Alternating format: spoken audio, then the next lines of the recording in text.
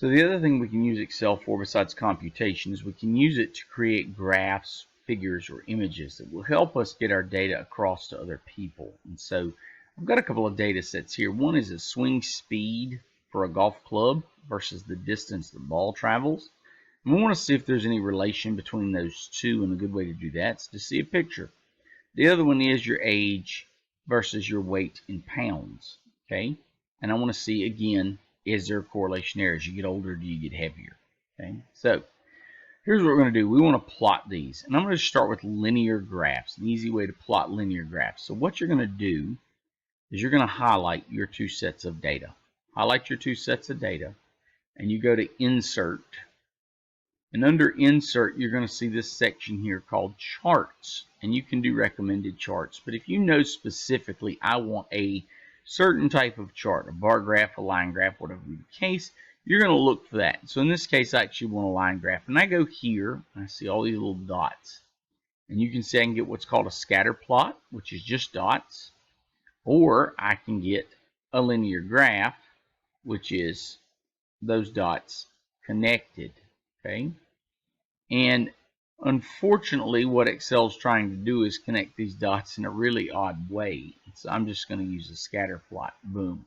Okay, and what Excel is trying to do is it's trying to connect each of these points instead of making one nice clean line. Okay, so there's a scatter plot, and you can actually see this sort of kind of makes a line. And so there's a lot of correlation here, and if you get into statistics, you can actually get into, there's a measurement called the correlation coefficient. We're not going to get into that into this class, but I do have a video of it if you want to see it on my channel.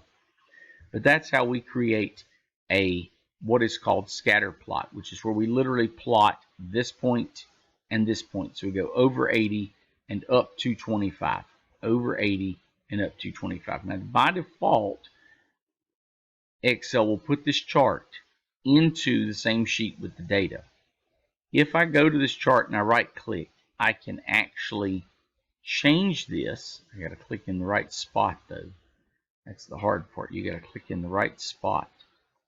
And if you go to move chart, and it pops up, and I can actually put this as a new sheet.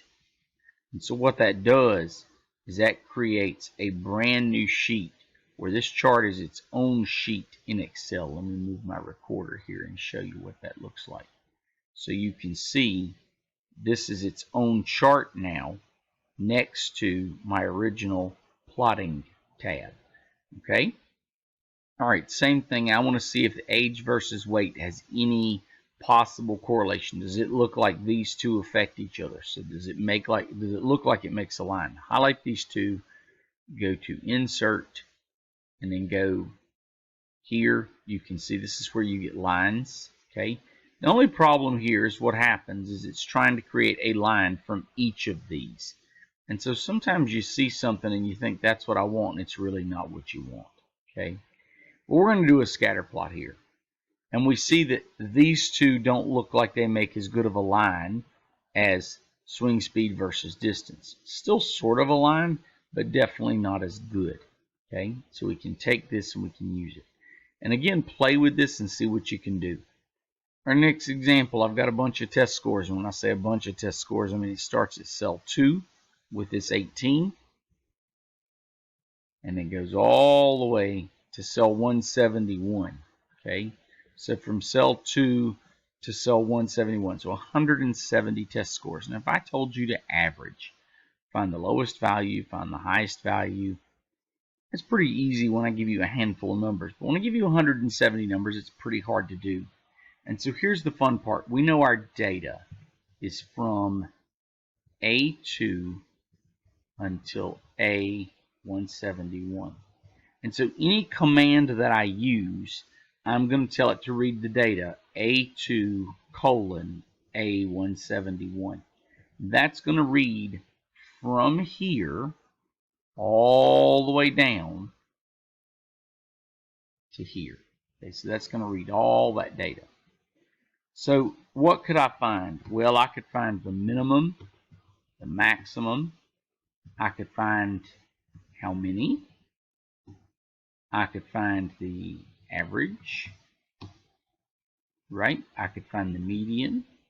I could find the mode, right? All of these things. And we talked about how to do this in class previously, but here we go. Equals min, A2 colon A171, lowest value is 10. Equals max. And always label your things, right? So I just type this command. I need to type something next to it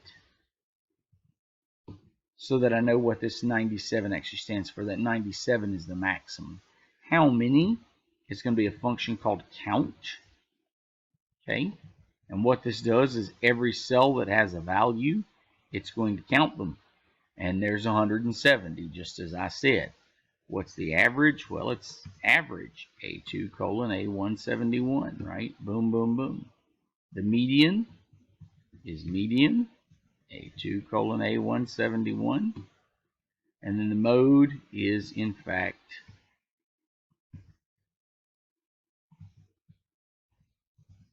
now the one of these that's deceptive, and I'm going to highlight it, is mode.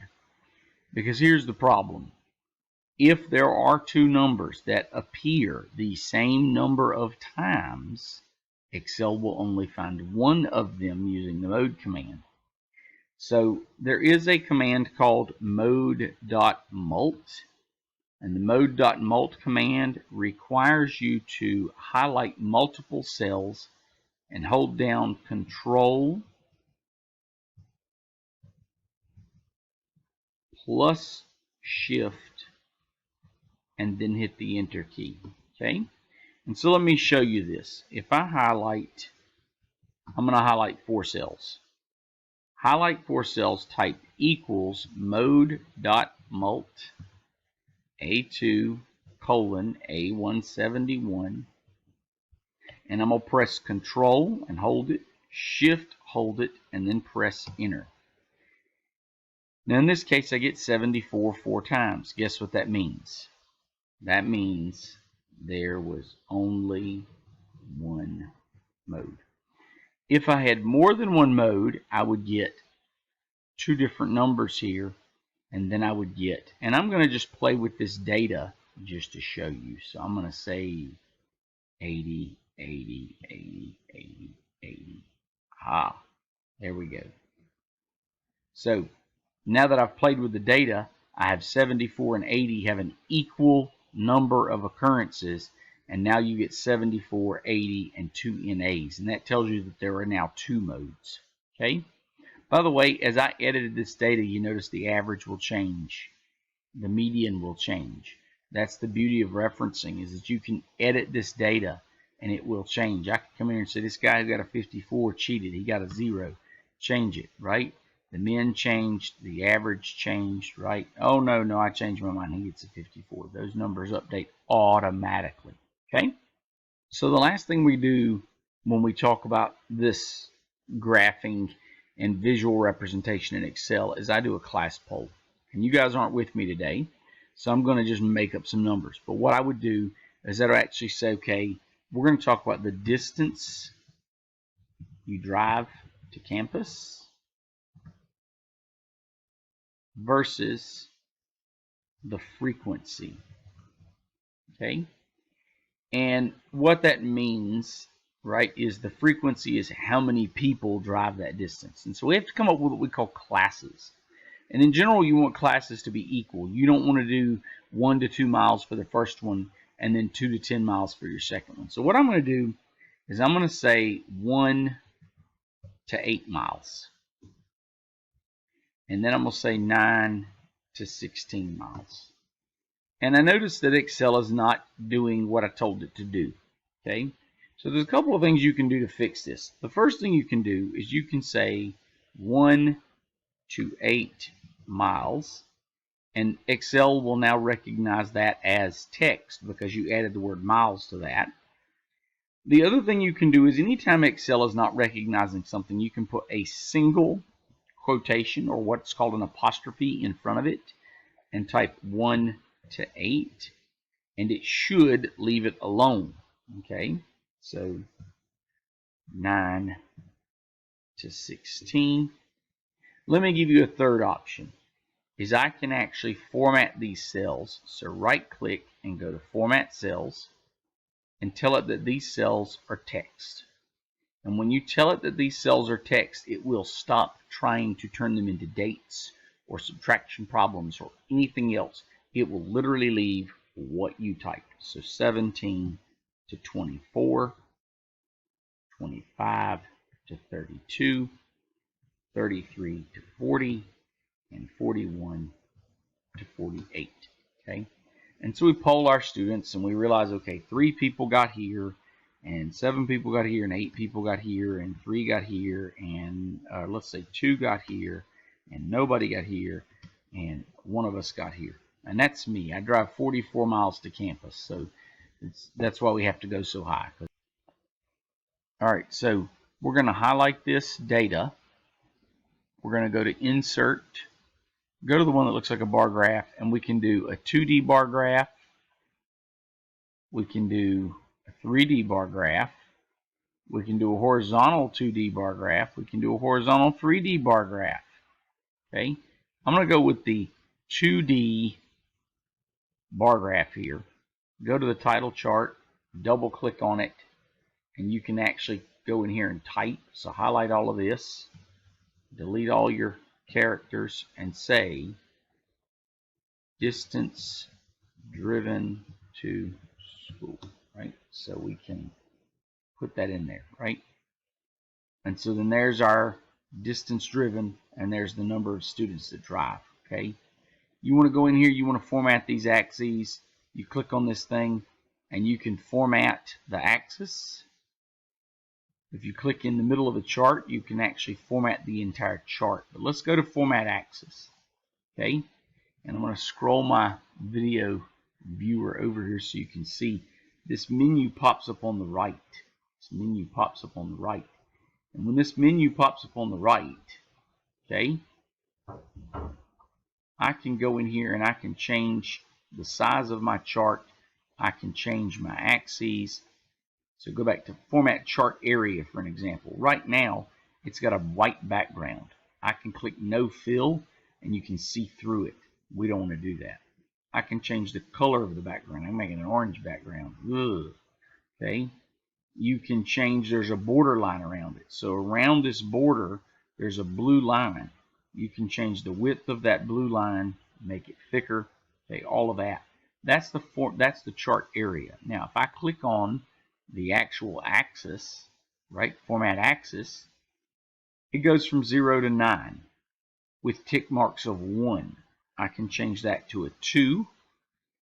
And what it's going to do now is when I go off of that, it's now going to go 0, 2, 4, 6, 8, 10. So in tick marks of 2. A lot of times it'll give you weird tick marks. And if you want tick marks of 1, you have to go in here and actually tell it like minimum, maximum. And then I want a major grid line of 1. And when you do that, you'll get tick marks of 1. So the best way to learn this, guys, is to just play with it. But it's a great way to display data and help you do what you want to do in this class. Okay? You're going to have to display some data for me later in this class. So play with a few of these and see what you can do. Thanks for watching. If you have questions, let me know.